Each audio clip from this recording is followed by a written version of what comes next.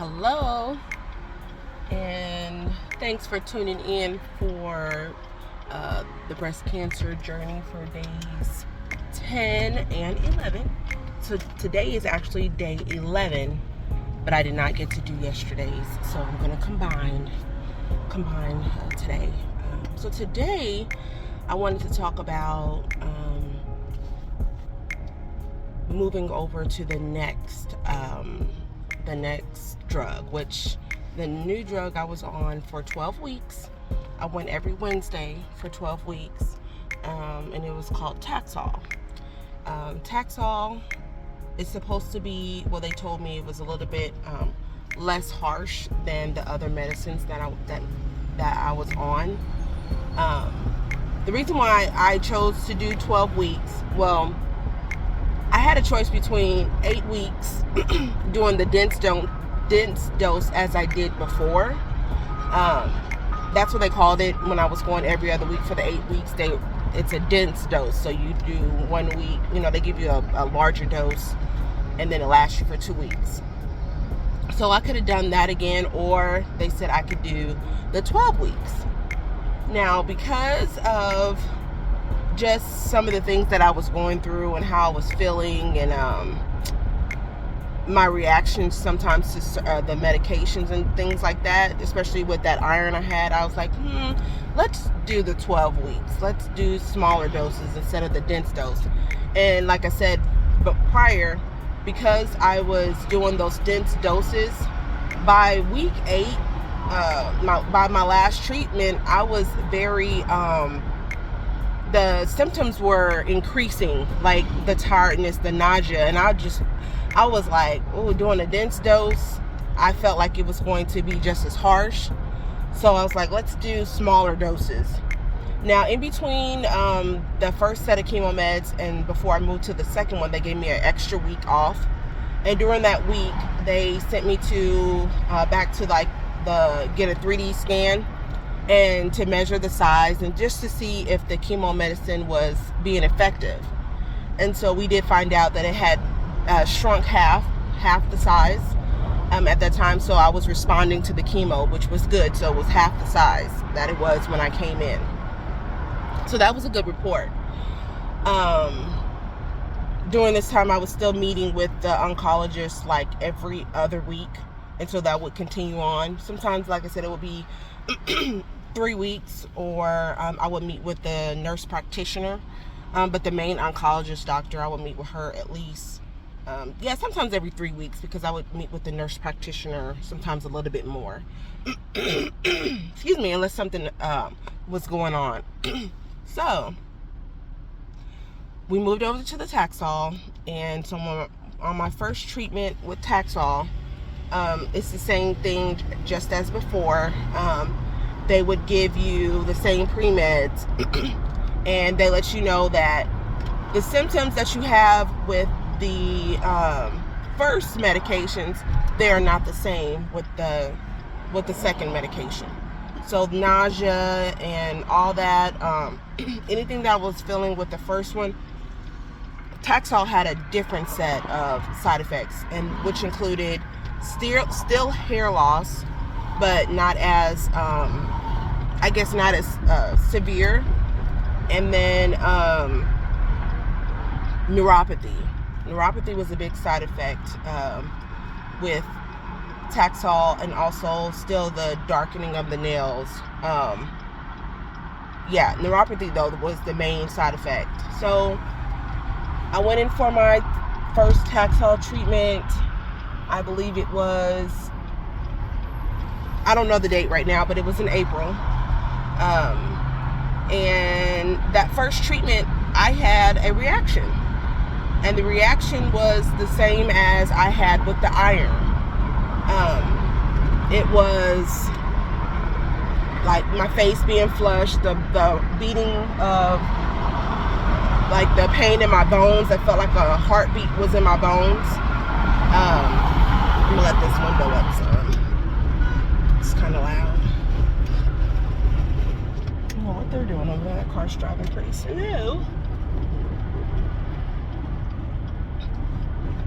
Okay. also rapid heart rate. Like, it was the same thing, except everything except for me needing to go to the restroom. Like, I had all the symptoms again. And so they had to do the same routine they gave when they're trying to bring you out of having a reaction. It's extra dose of Benadryl, and then they give you also Pepsid for your stomach, because you can get an upset stomach. And so that's what they did. And then they gave me about a 45-minute rest, let that get into my system, and then we tried again. And then so what they had to end up doing was just lowering it. I guess the speed of it was, they were telling me that it should have only taken me an hour to get this medicine. So it was going at a rate of like 260 or something like that. Well, they had to lower me down to about, I would say, 60. So they started at 60, and then they moved it up to 100. And then I think they just left it at 100 that day. So they just left it at 100. Yeah, they left it at 100 that day. So the next week came in, did the same thing happened. I had another reaction. As soon as they would start the medicine, they started it slow. So they started at 60. They moved it up to 100. Then they moved it up to 120, and they would do this like in 15-minute increments. By 120, I would have a reaction, and they gave me like this button to push. So I would just have this button that I could just push, and it would alert them that I was having a reaction. They would rush over it and again treat me with the Benadryl and all of that. And so they're looking like, well, this is supposed to be the milder medicine, but my body again just wants to reject these chemo medicines. And so let me get over one.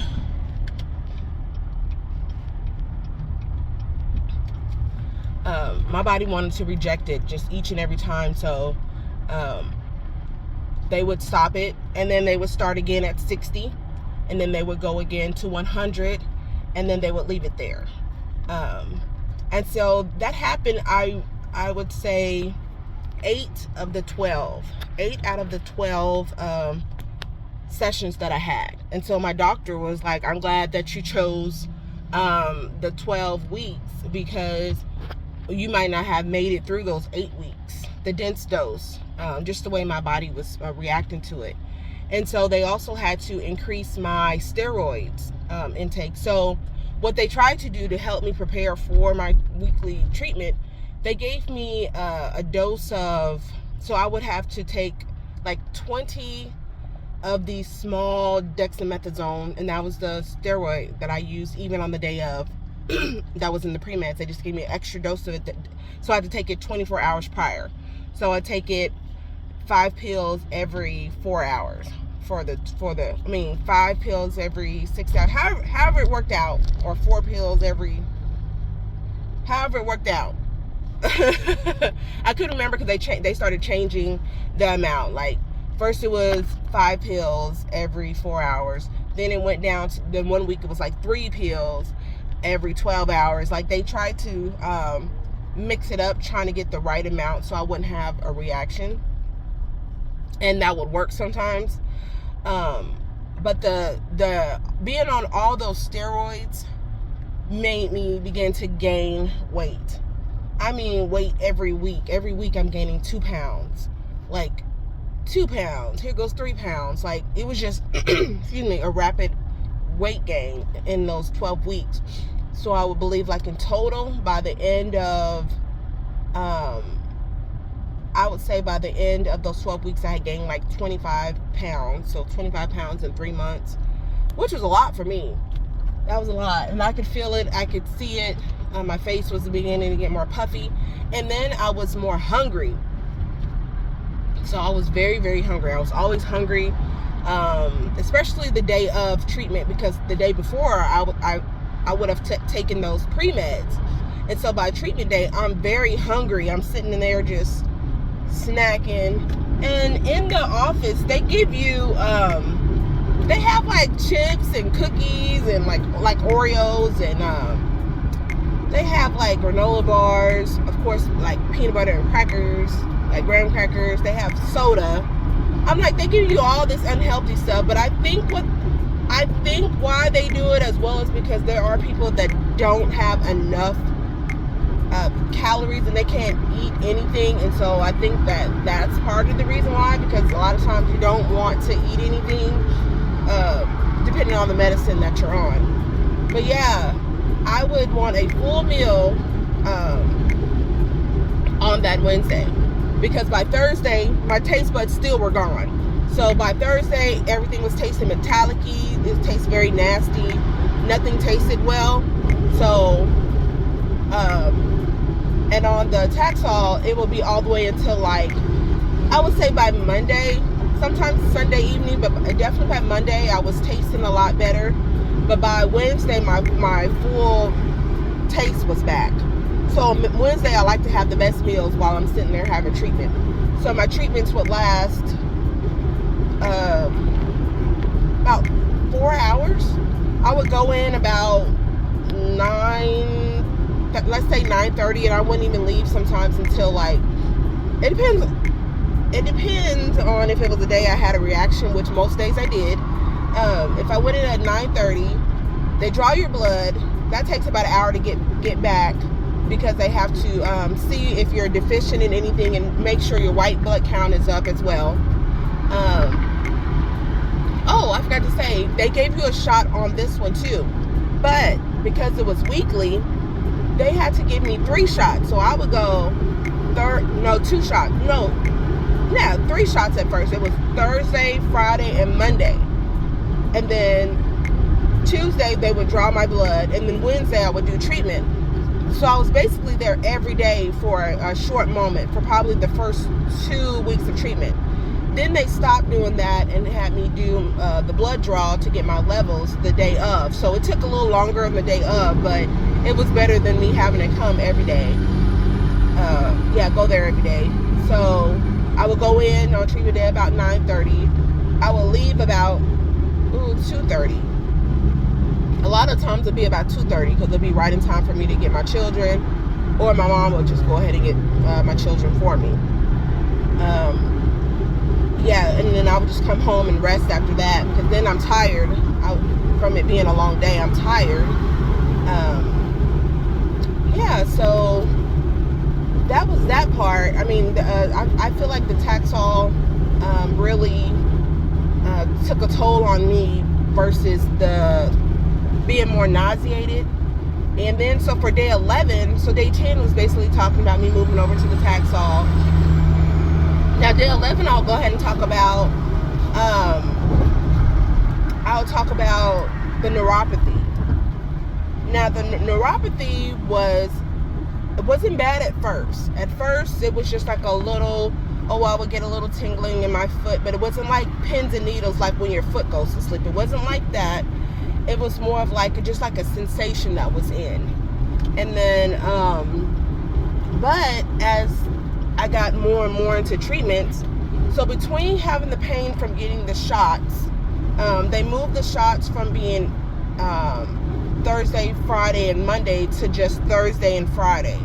And then they moved it to just one, like probably about, when I was 7 treatments in, I only got 1 shot, because they noticed that my white blood count was it was up enough that I only needed the 1 shot. But sometimes if they said it was too low, they say, hey, you need to come in for 2 shots. But yeah, and so that was causing bone pain. So I was still getting the bone pain, the achiness in my bones. But the neuropathy in my legs would start feeling like, in my feet. So my legs and feet would feel like they were swollen, that like they had a ton of pressure on them. It made it hard to walk, like up and down the stairs. I do have some stairs in my home. It was hard to walk up and down. So once I got upstairs, I didn't want to come back down. Or if I was downstairs, I would stay down there as long as I could and then go upstairs. Even when I was sleeping, laying in the bed, my legs would just ache all night. They do give you this medicine for it, but I felt like it wasn't doing much. I couldn't feel the benefit of the medicine. Like, I didn't feel like it was working, but the doctor kept saying, increase your dosage of it, increase. They kept wanting me to increase, and I just don't like taking medicine. Like, I take what I need, but then I'm like, this is just too much. Because, like I said, I really didn't feel, even when I started increasing it, that it was just that much more. Like it was doing much more. So I still took it. I took it every morning and night. So the neuropathy, though, a lot. I couldn't wear. So in my feet, began to like get like this discoloration on the bottom of my feet, and then I started getting like these little black dots, look like burn spots on my toes, like on the tips of my toes and like on my heel. It would look like little burn spots or dirty spots, like just like my nails would look like darkened. But it was very painful, and I would have to have, whether it was my husband, my children, whoever was there, rub my legs, rub my feet. And most times if I got my legs rubbed the night before, it was more tolerable the next morning. I could get up and walk. But if I didn't, I was still in a lot of pain. But it was very pressurized and very achy, it felt very swollen. And then a friend of mine got this, if women that have had children, or anyone that has had to use like those pressure cuffs on your what's it called, your ankles, your legs. Anybody that's ever had to have those on, like after, to keep the blood clots from forming after you have a child and you're laying in the bed, and they put those white things on like that. It was something like that, but it was for my legs and my feet, and it would do the same thing, like pump and just increase the circulation. And so that began to help.